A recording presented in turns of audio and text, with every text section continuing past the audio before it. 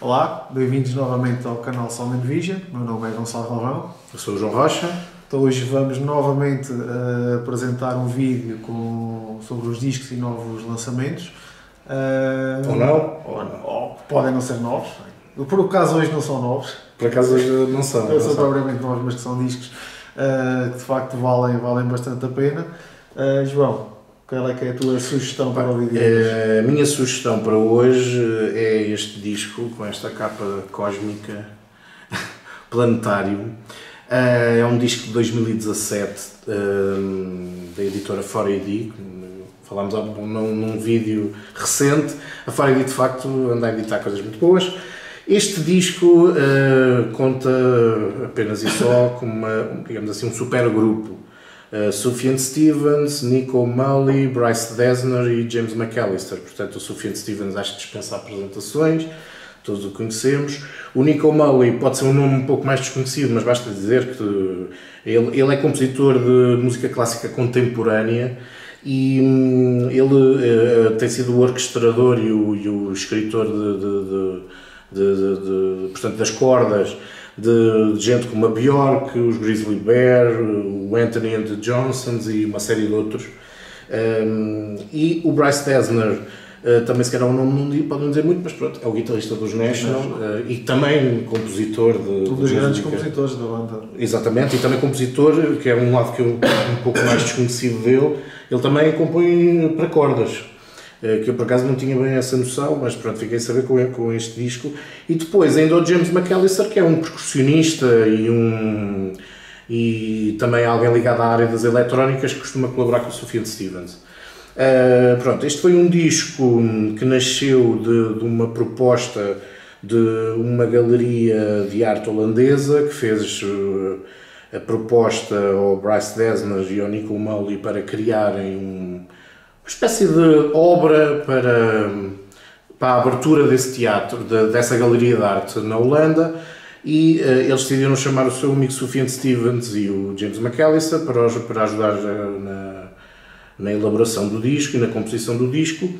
E, portanto, isto é um disco megalómano, basicamente, é daqueles discos que já não se fazem.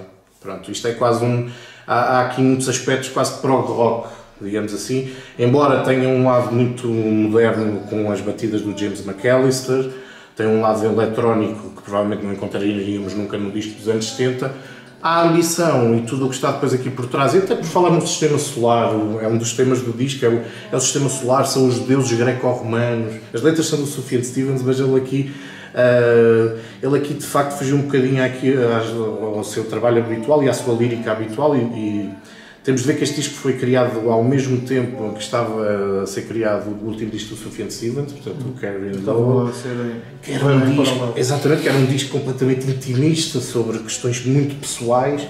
E ele aqui, isto não era nada pessoal, isto era Vênus, Marte, por aí fora, Mercury, o planeta Pluto, Uranus, Mars, pronto. Isto... Metal.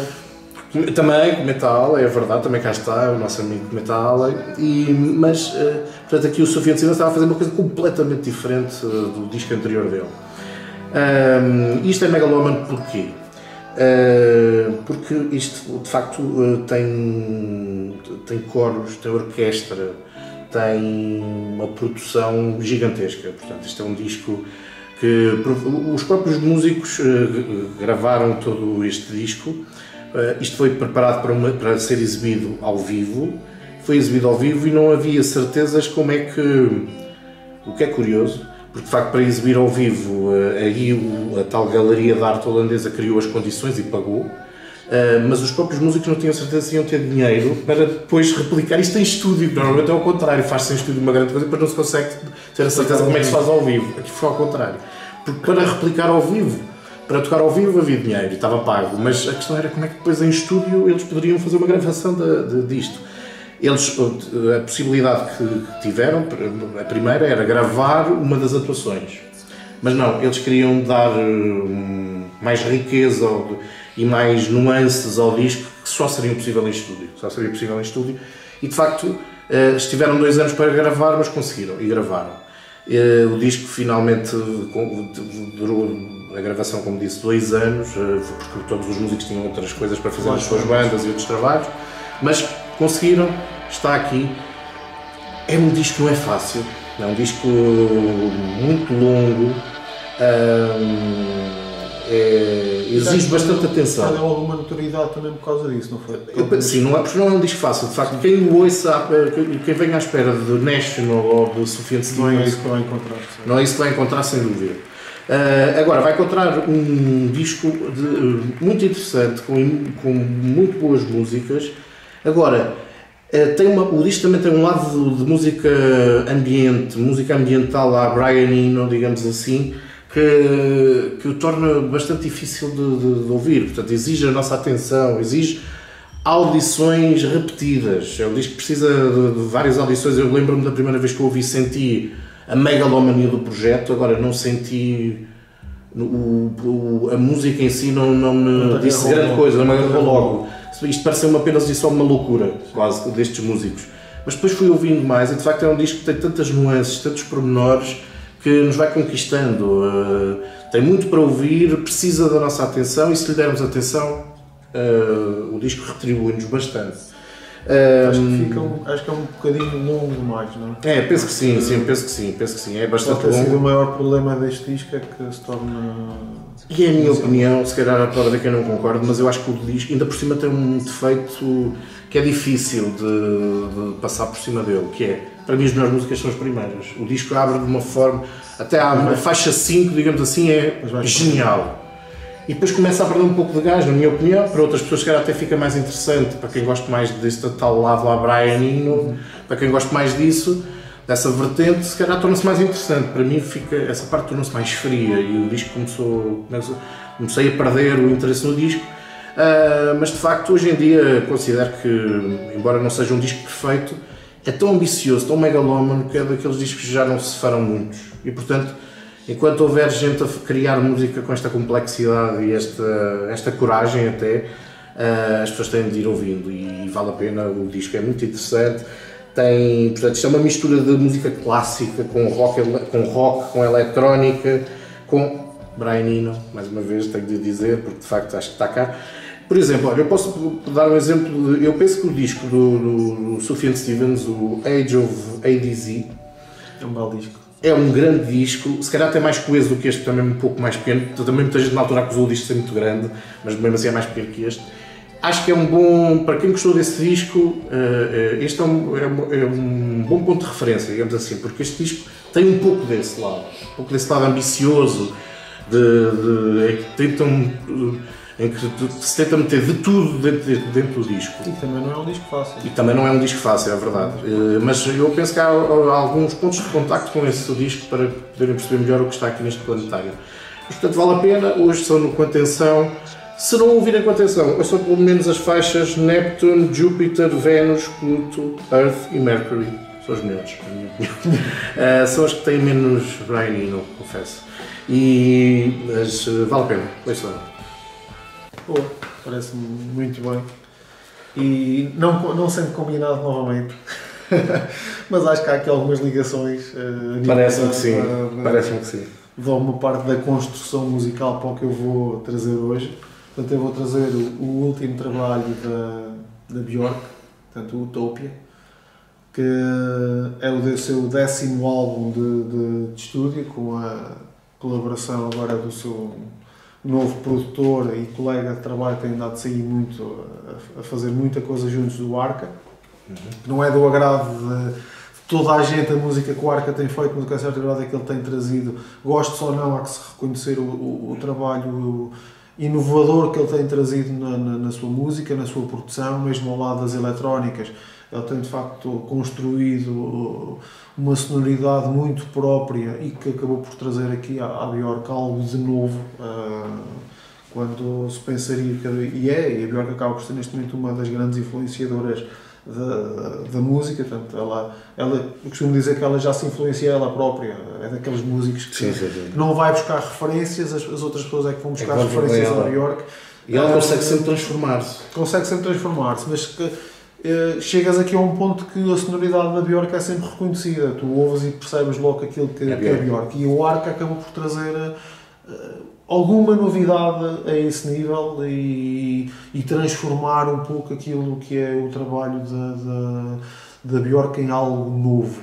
Apesar de que há de facto essa mutação da Björk sempre de trabalho para trabalho. Mas de facto achei muito curioso o que o Arca fez e a parceria que o Arca fez com a Björk, até porque o próprio álbum, apesar de ser o álbum oficial de estúdio, portanto o 10º álbum da Björk, ele está assinado como Björk e Arca.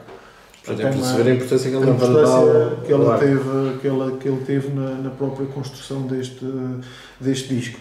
E é um disco de facto muito diferente em relação, por exemplo, ao trabalho anterior. Enquanto no trabalho anterior a Björk estava a nível pessoal com um clima muito pesadão, com alguns problemas pessoais, e isso refletiu-se muito no disco. Então, é um belíssimo disco, mas um disco muito carregado, muito pesado, chega ali quase a roçar o extremamente sombrio. Este disco é totalmente o oposto. Portanto, este disco foi o curar das feridas da Björk, onde passou de um buraco negro, de viver num buraco negro ou numas catacumbas, e de repente conseguiu afastar-se disto e entrar inclusivamente até num mundo mágico. Portanto, não foi vir para um lado bom, mas foi mesmo para um mundo quase utópico, tal como chama o próprio álbum, de uma vida num sítio que de facto não existe. Eu ouço este disco e até o que me vem à mente, que talvez até seja por aí o que a Björk tentou criar, foi quase um ambiente à Tolkien. Então ela foi viver ali para um mundo de fantasia, onde vai falar onde está mais positivo, onde vai falar de amor, de cura, de superação, mas isto tudo em locais muito mágicos, muito... Portanto, o oposto realmente... Completamente. Portanto, um dos grandes destaques que ela queria trazer para este disco, até é curioso que ela foi divulgando muito pouca informação em relação a este disco, ela nunca foi libertando muito aquilo que ia fazendo. Aquilo que foi falando foi muitas vezes para criar ainda mais expectativas em relação a este disco, quando ela disse que ia fazer uma coisa completamente diferente em relação ao trabalho que tinha sido feito até agora, que ia mudar muito a sua sonoridade. Portanto, isso ainda alimentou mais a curiosidade em relação ao que é que a Björk estaria a fazer, ainda mais quando soube que estava a trabalhar com o Arca. E depois acabou por surpreender ao vir a falar que uma das grandes novidades seria a introdução das flautas neste disco. E na altura o que as pessoas iam pensar ok, mas o que é que pode vir daí para alterar a grande sonoridade da Björk através de flautas? O que é que isto pode trazer de novo à sonoridade da Björk? A realidade é que trouxe, para mim não foi o marco principal na sonoridade, apesar que a maior parte das pessoas dizem que sim, que é de facto a utilização das flautas, e já vou explicar porquê. Na base musical foi a grande inovação do disco. Para mim não foi a grande inovação do disco, apesar que acho importante a base musical que ela criou, porque ela aproveitou muito, ela chamou 14 ou 15 músicos, flautistas, que é uma coisa estranhíssima, mas não para fazer propriamente aquela sonoridade de flautas que nós estamos habituados, ou uma coisa muito normal da utilização com as flautas, mas mudou muito porque ela elaborou uma estrutura rítmica, depois alterada com sintetizadores e com reverbs e tanto isso nas flautas, e criou a base melódica toda através das flautas e aquelas camadas todas que já estamos habituados a Björk a fazer. Portanto, e que fez a construção toda através das flautas, fez essa alteração da sonoridade das flautas com os sintetizadores, com os reverbs, com aquelas coisas todas, e só depois, que era um pouco diferente do que a Björk estava habituada a construir. Portanto, ela construiu esse cenário tudo, e só depois é que iria incluir as orquestrações, e só depois então é que iria construir a voz. E que aqui sim para mim é a grande diferença, porque a Björk nunca trabalhou assim, portanto a voz era sempre a base essencial da musicalidade da Björk. E era o elemento mais reconhecido? Era o elemento mais reconhecido, até pela diferença, pelo marco que a voz da Björk, que a Björk tem, e ela aqui fez um conceito completamente diferente, onde construiu a base musical com as flautas, e só depois é que foi incluir a voz e a própria letra em cima desta base melódica. Portanto, e aqui sim, para mim, faz a grande diferença. Ela afastou um pouco o foco de si própria e da sua voz, tornou isto quase como um instrumento adicional a tudo aquilo que estava a ser construído para este disco, que não era o habitual da Björk, e a voz foi envolvida e envolveu-se com o trabalho de produção que o Arca fez e com as orquestrações e com as melodias nós estávamos habituados a ter da Björk. Portanto, na minha opinião, eu vou um bocadinho contra a dar só o ênfase à construção da complexidade das flautas e a forma como ela fez as flautas, que eu concordo que é de facto interessante como ela o aplicou, mas a forma como ela construiu e como deu um segundo plano à voz e como misturou isto tudo, como envolveu a voz neste trabalho todo, para mim é de facto marca a grande diferença deste disco, mas que está extremamente bem construído. Portanto, tal como eu tinha dito logo no início, tudo isto com um sabor muito atual. Portanto, eu acho que a nível do que era a parte de pormenores, que os discos da Björk sempre tiveram muitos pormenores, eu acho que já não está bastante uma diferença, ou um marcar a diferença da Björk nos últimos discos. Portanto, tu ouvias os pormenorzinhos das eletrónicas, eram muito isto é Björk. Portanto, e com o Arca eu acho que trouxe inovação e trouxe umas novas tendências mais atuais para a musicalidade da Björk, principalmente na questão destes pormenores, e que isso de facto está extremamente bem trabalhado e marcado neste disco. Portanto, é um disco muito mais alegre e positivo.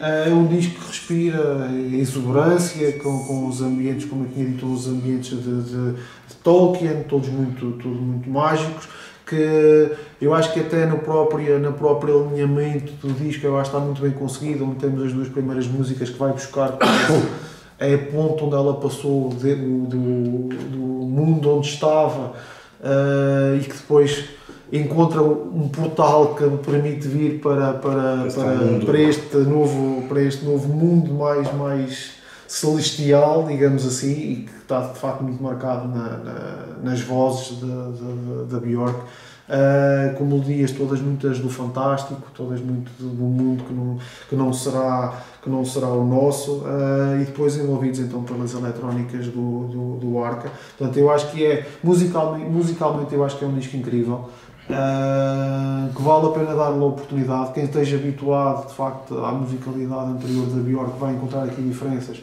mas deem-lhe a oportunidade, porque musicalmente está muito bem conseguido. É muito complexo, envolvido nos ambientes naturais que já estamos habituados à Björk, mas que o trabalho do Arca deu aqui, lá está, algo de novo a estes ambientes do vento e das árvores e da natureza, com umas orquestrações e umas vozes e uns impulsos eletrónicos, todos eles muito bem conseguidos. Portanto, acho que a Björk traz-nos aqui o seu lado mais confortável e simpático, não é? Porque ela também muitas vezes tem aquele ar muito rude, até inclusive tem outros discos muito crus, e que isto de facto aqui não está. Eu acho que é um disco extremamente importante para a discografia da Björk e que talvez marque uma viragem na musicalidade da Björk, e tal como eu disse no início, a Björk marca tendências. Vamos ver se ela não vai de facto marcar novas tendências neste estilo de composição que ela faz. Portanto, recomendo vivamente este Utopia da Björk, que é de facto um grande disco. Muito bem. Portanto, são as nossas sugestões para o vídeo de hoje. Espero que corram atrás, porque temos aqui mais duas muito boas propostas. Exatamente. Também com ligação, não é? Com alguma ligação, novamente. O Nico Mali, eu penso que o Nico Mali até terá feito também os arranjos de cordas desse disco. Ela já trabalha com ele há algum tempo. Há muito tempo. E já sei combinar, que assim é que é bonito. É verdade. E já agora, só mesmo para terminar, também, até a nível do próprio artwork, ela quis marcar de facto aqui uma diferença, onde trabalhou com artistas plásticos que quiseram marcar aqui a diferença. Cá está a tal flauta, que ela A flauta, exatamente. ela quis muito aparecer, e com estes ambientes todos muito naturais E térreos, sempre estranhos da Björk, é verdade. por isso ela aqui também quis marcar um pouco, deixar a para Björk a trás. ver-se ela própria, por exemplo, como um ser que não é desta dimensão e deste planeta. E se calhar não é. E se calhar não é. Se calhar não é. Portanto, muito obrigado pela vossa presença. Voltaremos em breve com mais sugestões. Muito obrigado. Adeus.